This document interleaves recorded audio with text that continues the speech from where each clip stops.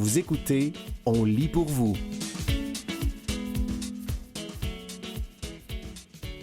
Incel 101. Une chronique de Vanessa Destinée, parue le 23 juin 2026 dans Urbania. Suivez la guide.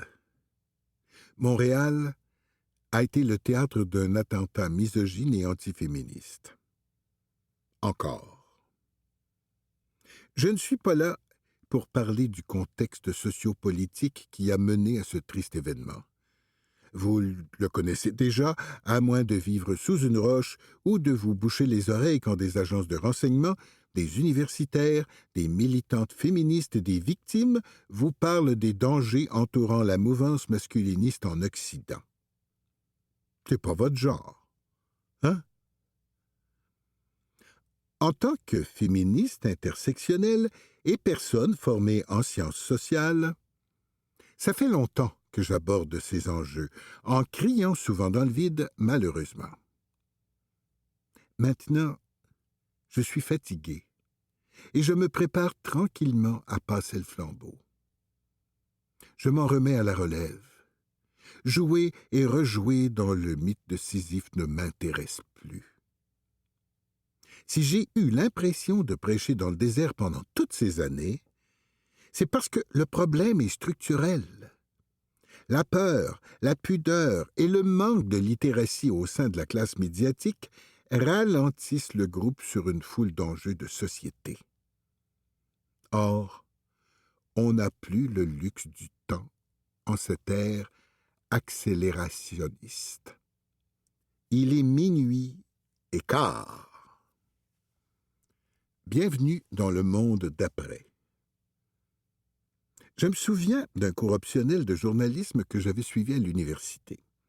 Un cours du soir, dans ce qu'on appelait la faculté d'éducation permanente, avec une majorité d'étudiants dans la vingtaine avancée et plus. À l'époque, je faisais un certificat en communication et je me destinais plutôt aux relations publiques. J'avais choisi ce cours par curiosité et pour avoir crédit et diplôme au plus Christ si on veut vraiment être honnête. Pendant une séance, le professeur nous propose un exercice classique des écoles de journalisme québécoises.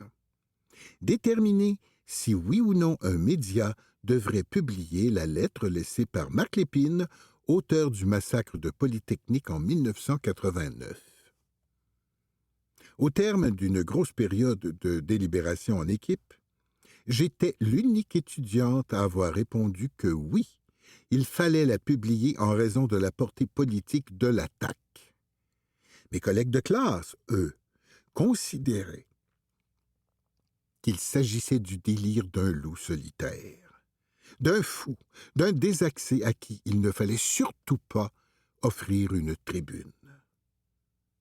Je répète, dans une classe remplie d'aspirants journalistes, j'étais la seule à soutenir qu'il s'agissait d'un crime politique. Je me souviens avoir affirmé que si Marc Lépine avait explicitement visé les personnes noires ou les personnes juives de la même manière qu'il avait visé les femmes et les féministes, la question ne se poserait même pas. Personne n'aurait suggéré que ces propos étaient sans importance ou qu'il fallait les ignorer sous prétexte qu'ils provenaient d'un malade mental. C'était en 2013. Je raconte cette anecdote non pas pour me donner le beau rôle, même si je reconnais qu'il y a peut-être une petite énergie pick-me là-dedans. Désolé, je suis une victime de négligence parentale en rémission. Mais pour illustrer à quel point le déni, les biais inconscients et le manque de connaissances ont longtemps empêché les médias de comprendre et de relayer de manière rigoureuse certains phénomènes pourtant bien visibles et largement documentés depuis des décennies. Dans les salles de rédaction, dans les studios, sur les plateaux, on tentait de me dissuader de les aborder. Et on préférait souvent limiter les exemples aux États-Unis, comme si ces mêmes dynamiques ne pouvaient exister ici. Sans surprise, C'était le même manège chaque fois que je tentais de parler de racisme. Pendant des années, les médias ont été réticents à aborder ces sujets, si bien que, lorsqu'on en parle, c'est souvent sur le ton de l'hypothèse, du doute, du scepticisme ou de l'incrédulité, le tout en s'appuyant sur des euphémismes ou de fausses équivalences pour minimiser l'urgence de la situation. En s'obstinant à vouloir se montrer rassurants, les médias passent à côté de leur devoir d'information et méprisent involontairement l'intelligence du public. À force de manquer de repères pour nommer un phénomène, on finit par mal le faire. On se retrouve avec des manchettes qui affirment qu'un tueur était marxiste tout en oubliant de mentionner qu'il était aussi raciste. On confond les idéologies, les motivations et les mouvements auxquels ils se rattachent. Non, ce n'est pas parce qu'un terroriste cite Marx qu'un attentat devient automatiquement un acte d'extrême gauche, Patrick. Dans la majorité des corps de métier, on doit régulièrement se soumettre à des formations pour s'assurer que nos connaissances sont à jour. En journalisme, ces formations sont souvent offertes pour s'adapter aux différentes évolutions technologiques des dernières années. Mais il faut aller plus loin. Il faut des mises à niveau sur les enjeux de société, dispensées par des experts et basées sur la recherche scientifique. C'est essentiel pour que les journalistes, les recherchistes, les chroniqueurs et les animateurs, qui se revendiquent du quatrième pouvoir, comprennent les dynamiques qui façonnent déjà nos vies et qui détermineront le reste du siècle. Ce n'est pas un caprice, c'est la base de la déontologie. En attendant, pour remédier à ce déficit de littératie et au moins passer au travers de la semaine sans contribuer davantage à la confusion ambiante, je vous propose un sommaire des expressions les plus courantes dans les communautés incel. Parce qu'il faut bien commencer quelque part. Vous écoutez Incel 101, une chronique de Vanessa Destinée, parue le 23 juin 2026 dans Urbania. Lexique Incel 101. Avec la collaboration d'Océane Corbin, doctorante en communication, membre du chantier de recherche sur l'antiféminisme. Incel. Contraction des mots involontaire et célibataire. Désigne un homme qui se considère célibataire malgré lui, qui développe une profonde amertume par rapport à sa condition et cherche des boucs émissaires, habituellement les femmes et le féminisme, pour l'expliquer. Les incels croient généralement à l'existence d'une hiérarchie sociale où les hommes sont fortement discriminés par rapport aux femmes. Fait intéressant. Le mot « incel » a d'abord été inventé par une Canadienne quelque part à la fin des années 1990. Alana, elle a demandé à ce que son nom de famille soit tu, était une célibataire endurcie qui cherchait surtout à briser l'isolement et les tabous autour de la vie en solo. Elle espérait créer une communauté de gens avec qui échanger avant que son projet ne soit récupéré et détourné par des hommes frustrés sexuellement. Inceldom désigne la culture regroupant des hommes qui se réunissent en ligne pour partager leurs frustrations quant à leur incapacité à trouver des partenaires amoureux ou sexuels. L'inceldom, qui se distingue par son ton victimaire, fait partie de la manosphère, un réseau de communautés virtuelles où se déploie la pensée misogyne et antiféministe, mais aussi raciste, xénophobe, homophobe, transphobe, putophobe, psychophobe et capacitiste.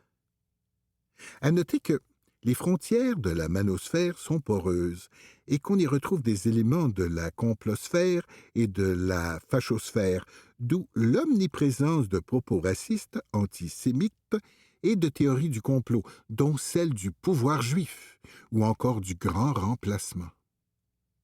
Selon Océane Corbin, le milieu académique parlerait actuellement de néomanosphère pour qualifier cette mutation. Règle du 80-20. Théorie circulant dans la manosphère avançant que 80% des femmes se disputent 20% des hommes, soit la crème de la crème des mâles alpha, qu'ils appellent des tchads, condamnant ainsi la vaste majorité des hommes à 100 ans de solitude. Truecell, l'incel sous sa forme la plus pure. Il s'agit d'une personne qui n'a jamais eu de contact romantique ou sexuel. Pas même un petit bec sec. Dans la culture toxique du inceldom, ce statut prestigieux est gage de toutes les indulgences. La violence des Truecell devient légitime et excusable. Plus la souffrance est grande, plus t'es un real, et plus t'as le droit d'en vouloir à la terre entière. Femcell, femmes célibataires involontaires. Moins nombreuses, elles sont malgré tout bien présentes sur les forums d'incel. À noter que ce statut est généralement remis en question par les hommes incels, qui considèrent que les femmes trouveront toujours quelqu'un avec qui coucher, car les femmes sont naturellement de viles tentatrices et la majorité des hommes désespérés.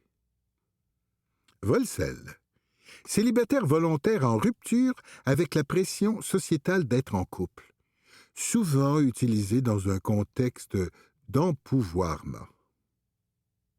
Fakecell, personne qui se prétend incel alors qu'elle a déjà eu des relations sexuelles ou amoureuses, désigne aussi parfois les incels qui correspondent en partie aux critères de beauté eurocentrés selon Océane Corbin.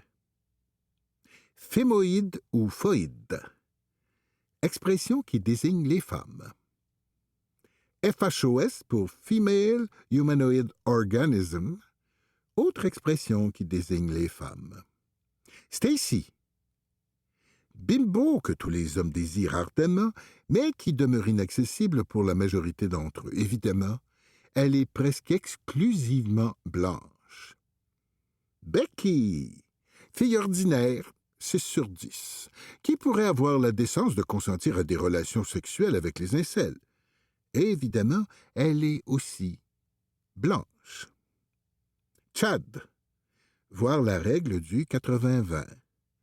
Retardcell, terme dérogatoire utilisé au sein de la communauté pour désigner un incel vivant avec une neurodivergence ou un trouble du développement. Illustre la violence de cette sous-culture qui carbure à l'autodépréciation et au capacitisme. Niggercell, terme dérogatoire utilisé au sein de la communauté pour parler des incels afrodescendants qui sont considérés et qui se considèrent eux-mêmes comme socialement et intellectuellement inférieurs aux incels blancs.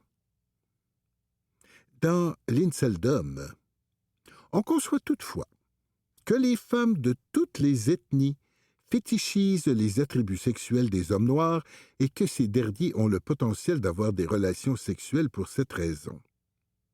Les individus ciblés par ce terme sont ainsi à la fois méprisés et enviés, illustrant les dynamiques profondément racistes et suprémacistes au sein de la culture incel. Il existe des variantes pour les différentes minorités culturelles telles que Ricel, Currycell ou encore Ethnicell, précise Océane Corbin. Rapecell, incel qui fait la promotion du viol en invoquant l'ordre naturel des choses, soit la figure masculine dominante et la figure féminine dominée. Lookisme. Dans la culture incel, le lookisme renvoie à un déterminisme biologique calqué sur une vision déformée de la loi de l'évolution. Selon cette croyance, seuls les hommes favorisés génétiquement, beauté du visage, grandeur, taille du sexe, ont le droit de s'accoupler, condamnant les autres à l'exclusion. Looksmaxing, popularisé entre autres par l'influenceur masculiniste Clavicular, le looksmaxing renvoie à l'optimisation de son apparence physique dans le but de déjouer la génétique et de s'élever dans la hiérarchie sociale pour rejoindre le bassin restreint du 20% des hommes les plus séduisants. Tous les moyens sont mis à profit. Troubles alimentaires, anorexie, boulimie, bigorexie, orthorexie, consommation de stéroïdes pour gagner en masse musculaire ou consommation de drogue dure pour la perte de poids, chirurgie esthétique, automutilation, se briser la mâchoire pour qu'elle devienne plus carrée, etc. Soy boy désigne les hommes progressistes se disant alliés des femmes et des féministes, les hommes sensibles ou les hommes efféminés. Association à la consommation de soya, tofu, lait végétal, etc., antithèse de la virilité, qui, elle, privilégie la viande. Simp désigne une personne, généralement un homme, qui manifeste une attention, une sympathie ou une dévotion excessive envers une autre personne, généralement une femme. Le simp se plie en quatre et s'abaisse pour des miettes d'attention, souvent dans l'espoir d'une romance ou d'une marque d'affection. No fap, no not. Mouvement omniprésent dans la manosphère qui encourage les hommes à résister à l'appel de la masturbation et de la pornographie, deux habitudes perçues comme dégradantes. Le but est de reprendre le contrôle sur ses pulsions primaires pour se libérer d'une dépendance, soigner des troubles érectiles et ou décupler la testostérone liée à l'énergie masculine. Dans ce mouvement au relent complotiste, la pornographie est perçue comme une vaste entreprise malfaisante pensée spécifiquement pour affaiblir les hommes et les empêcher d'atteindre leur plein potentiel. Red Pill, référence directe au film The Matrix, c'est le premier jalon de la radicalisation. Dans la manosphère, avaler la pilule rouge signifie s'éveiller à la cruelle réalité du monde. Selon cette croyance, la société moderne ne serait pas un patriarcat, mais une gynocratie, un système dominé par les femmes où les hommes sont manipulés, opprimés et désavantagés par les lois féministes.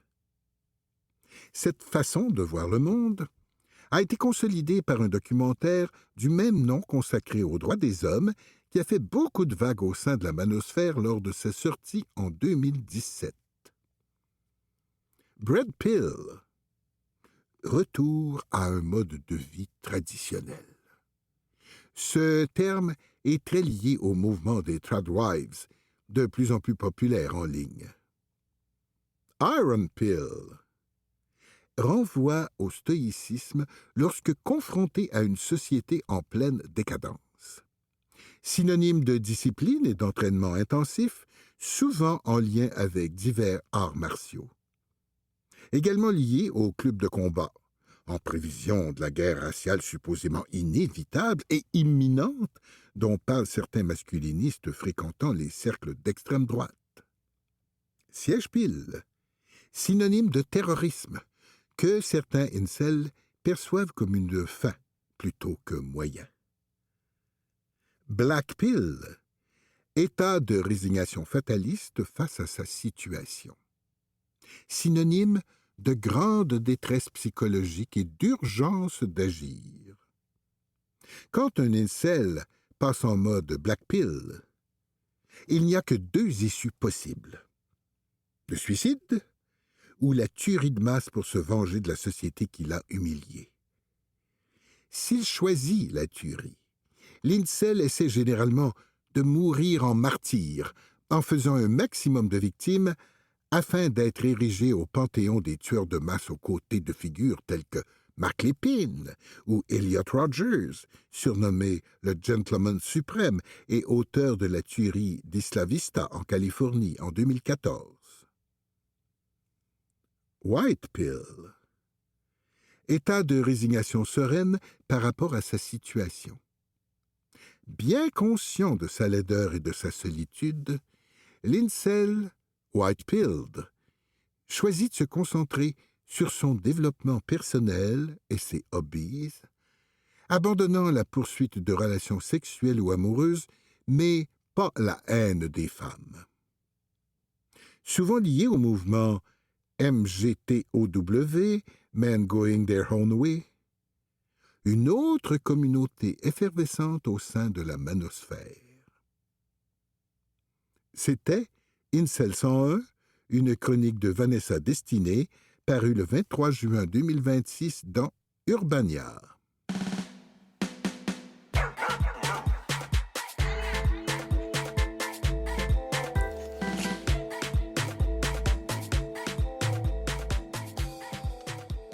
Des ratons victimes de nos bacs de déchets et de compost. Un texte d'Alexandre Shields, paru le 10 juillet 2026 dans Le Devoir. Année après année, des ratons laveurs demeurent coincés et meurent dans nos bacs de compost et de déchets trop accessibles à ces animaux en quête de nourriture.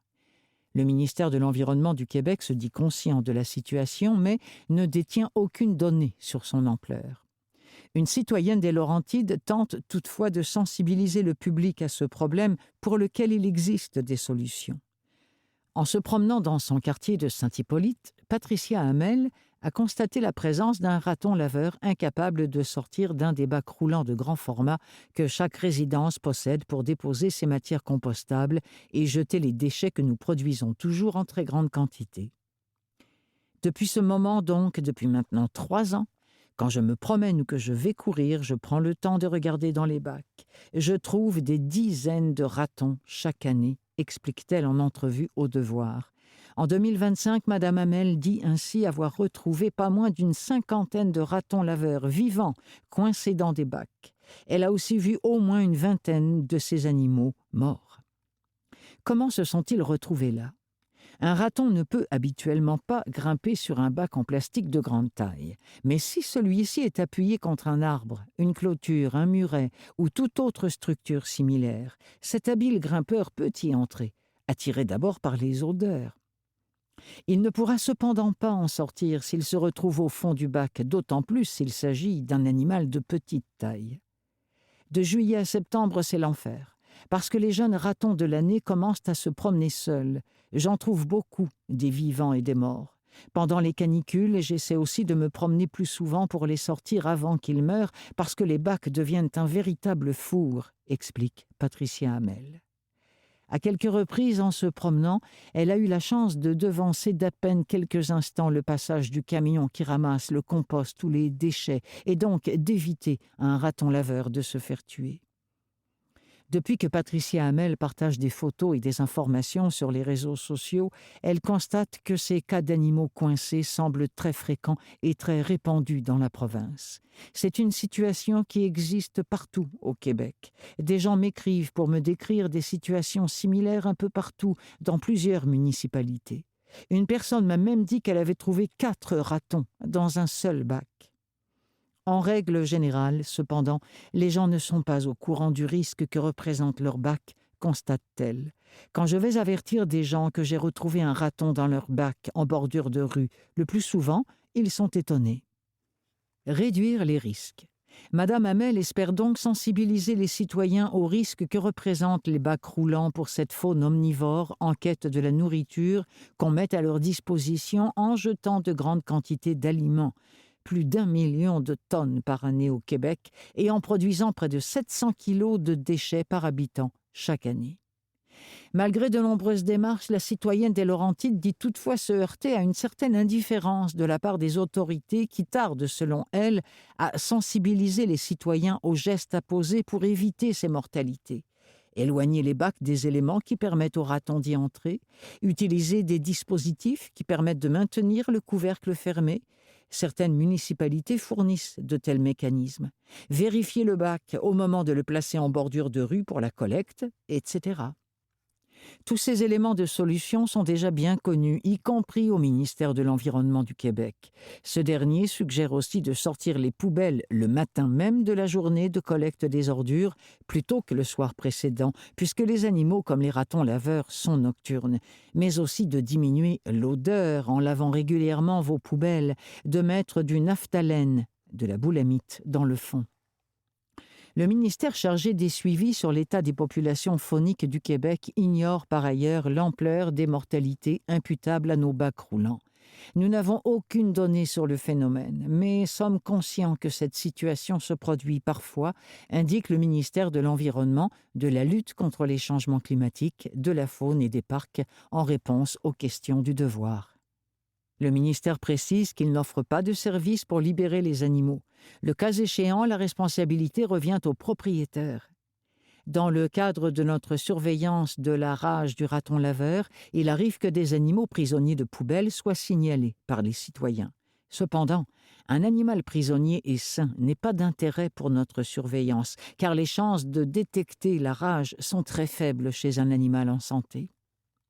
Nos équipes sont parfois appelées à se déplacer et constatent que l'animal est sain, mais prisonnier. Ils le relâchent alors sur place, ajoute-t-on dans la réponse fournie par courriel. La rage du raton laveur progresse au Québec. Le ministère de l'Environnement du Québec a annoncé cette semaine que les efforts de vaccination se poursuivent et que des municipalités ont été ajoutées à la zone de surveillance rehaussée de la rage du raton laveur qui progresse dans la province. Au cours des derniers mois, une progression marquée des cas a été observée en Montérégie, menaçant les municipalités de la couronne sud de Montréal et du centre du Québec. Le foyer de rage du raton laveur présent dans le secteur de Stansted en Estrie s'est également étendu, atteignant le secteur de Magog, a fait valoir le ministère dans un communiqué. Dans certains secteurs de la Montérégie et de l'Estrie, la relocalisation d'animaux importuns pourrait avoir mené à l'importante progression de la rage du raton laveur observée depuis le printemps, ajoute le ministère. La relocalisation d'un animal jugé dérangeant est interdite sur le territoire de la majorité des municipalités de l'Estrie et de la Montérégie depuis juin 2025, rappelle ce dernier. C'était Des ratons victimes de nos bacs de déchets et de compost, un texte d'Alexandre Shields, paru le 10 juillet 2026 dans Le Devoir.